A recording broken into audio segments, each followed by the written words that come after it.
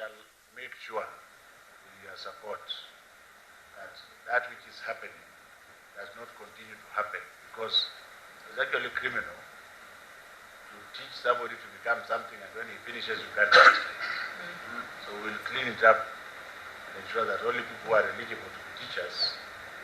In my opinion, the teachers should be the very most qualified of all of us, because then they are the ones who are teaching. Yes, thank you. Members, Mr Sossion, we are in the next question because of time. And no. Yeah, no, you can't clarify. Maybe Waziri to clarify. Let's go to Order Sossion. Yes. Order. Honorable Waida, pronounce yourself on your questions. For purposes of time management, we have to move on. Okay, thank you, Chair. My question is, number one, is the Cabinet Secretary aware that Mangai, Milimani, Basuba, Kiangwi, Mararani primary schools in Basuba ward of Lamu County have been closed for the last 4 years due to insecurity?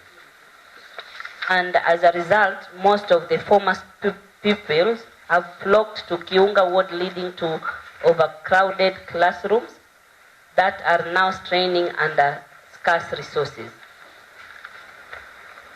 Number two is, what measure is the ministry putting in place to facilitate primary schools in Kiunga ward with requisite facilities such as additional classrooms, learning resources, school supplies, and more teachers, so as to standardize the teachers-pupil ratio?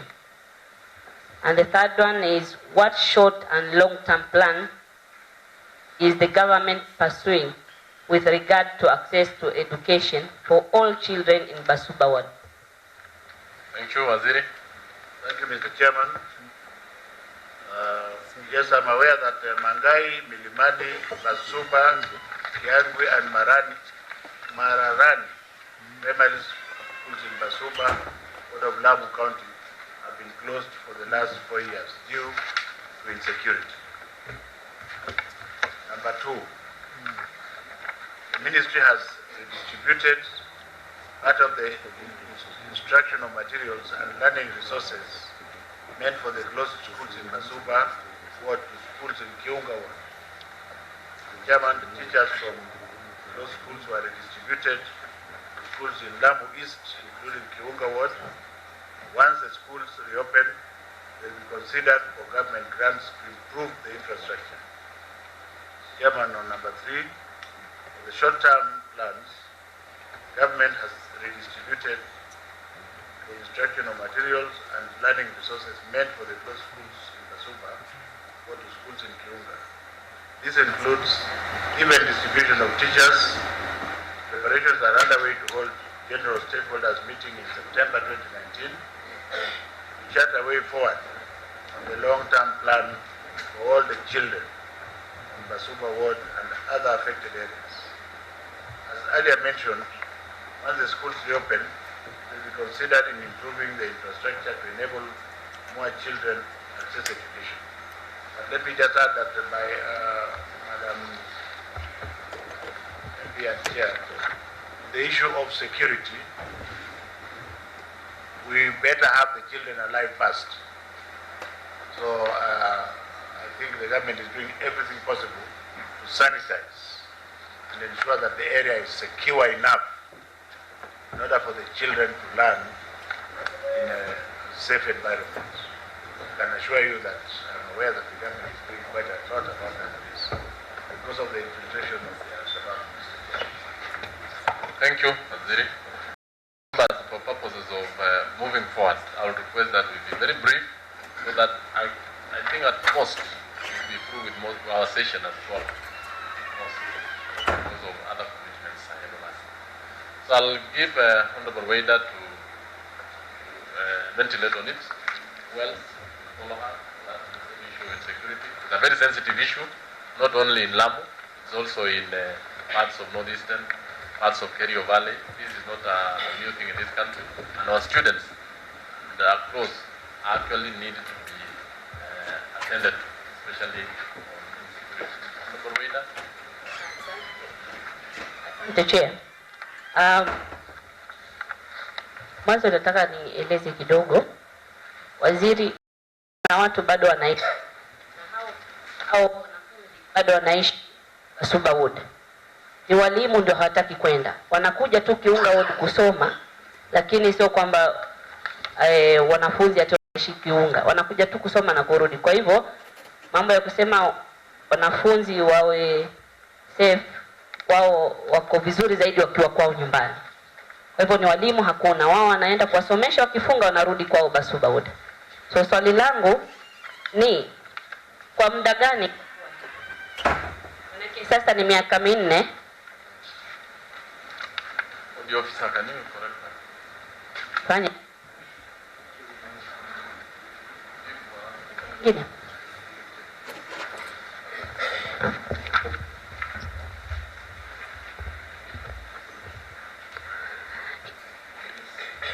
Waziri ilikuwa nauliza ni kwa muda gani itaendelea kwa hivi. Ikiwa sasa ni miaka 4 na hawa ni familia, ni jamii zilizotengwa Waboni, hawafiki hata 1000 Kenya nzima, na mpaka sasa hawana hata mtu mmoja wao ambao ako na degree. Sasa tunawapeleka wapi hawa katika hii muda wa miaka 4 ambao wamekosa masomo? Hapa tu mabunge wakizungumza, wamezungumzia mambo ya degree. Sisi bado tunazungumzia Lamu mambo ya primary, shule za msingi. So waziri, nawaomba kama serikali mweke juhudi. Mimi ningetegemea labda mnasema walimu wamepelekwa shule moja hivi, mmesema Lamu East yote. Hatuna shida Lamu East, tuna shida Kiunga zaidi, kwa sababu wametoka wengi wa Basuba wamekuja hapo. Ningetarajia pengine mkesema mmejenga madarasa, umeleta walimu Kiunga primary, au pengine Hindi kule wanakwenda. Inajulikana shule 2 ndio zimevamiwa zaidi na watoto wa kutoka Basuba Ward ni arid zone na Kiunga.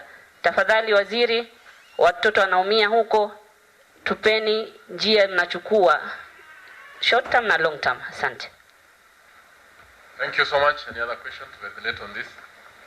So if there isn't, Waziri, you can respond to that, and then we move on to the third question. Mr. Chairman, my plea to your committee is to direct this question to the Ministry of Interior, because for me, they have wherewithal of what they do. They have officers on the ground, they have intelligence officers on the ground. There is no way I cannot take their advice. So it would be better if you summon the CS Interior to tell you how long, because I'm unable to answer you. You can do a turn right because of insecurity, mean a quarter.